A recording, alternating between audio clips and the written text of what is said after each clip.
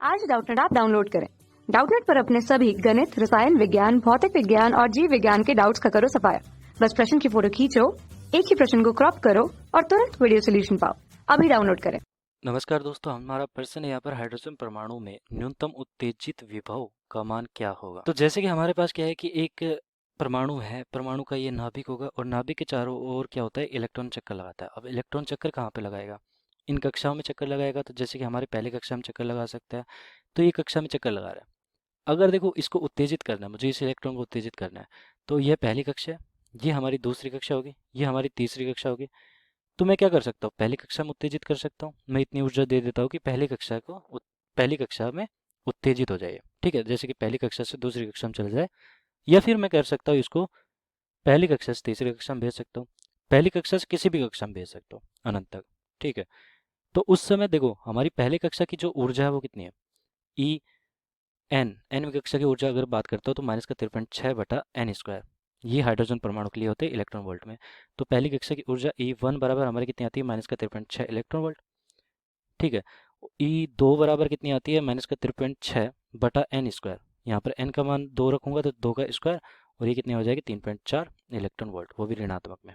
ठीक है, E3 की बात करता तो वो माइनस का 1.51 आ जाएगा, क्योंकि 9 का भाग दूंगा 13.6 में तो माइनस का 1.51 इलेक्ट्रॉन वोल्ट आ जाएगा। तो ये अलग अलग कक्षा की ऊर्जाएं मैंने निकाल लिया। तो सबसे यहाँ पर देखो उत्तेजन विभव का मतलब यहाँ पर क्या हो गया कि मुझे यहाँ पर कुछ विभव देना पड़ रहा है, मतलब ऊर्जा देनी पड़ रही है इस इलेक्ट्रॉन को, तो वो मेरा उत्तेजन विभव हो गया।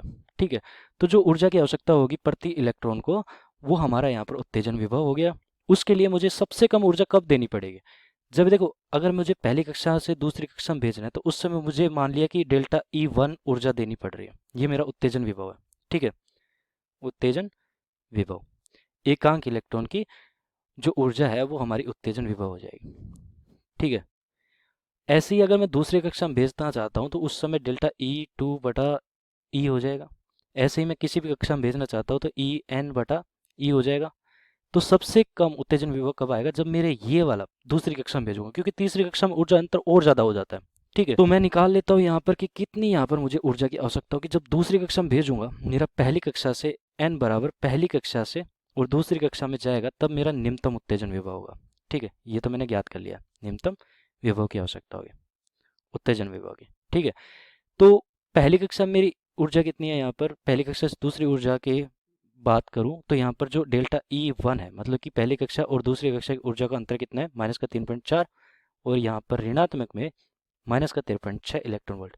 मैंने क्या किया, दूसरी में से पहली घटा दिया, तो ये मेरी आ जाएगी 10.2 इलेक्ट्रॉन वोल्ट। इतनी उत्तेजन ऊर्जा की मुझे आवश्यकता, और ये ही मेरा यहाँ पर क्या हो जाएगा, उत्तेजन विभव हो जाएगा। तो विकल्प मेरा कौन सा सही आ गया, यहाँ पर सी विकल्प सही आ गया कि 10.2 इलेक्ट्रॉन वोल्ट है। ठीक है, इतने यहाँ पर मुझे आवश्यकता। इलेक्ट्रॉन यहाँ पर देखो भाग दे दिया मैंने।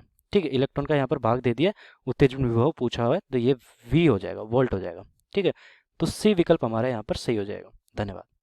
कक्षा 6 से 12वीं से लेकर नीट, IIT, JEE वो एडवांस के लेवल तक 1 करोड़ से ज्यादा छात्रों का भरोसा। आज ही डाउनलोड करें डाउटनेट ऐप या व्हाट्सएप करें अपने सारे डाउट्स 8400 400 400 पर।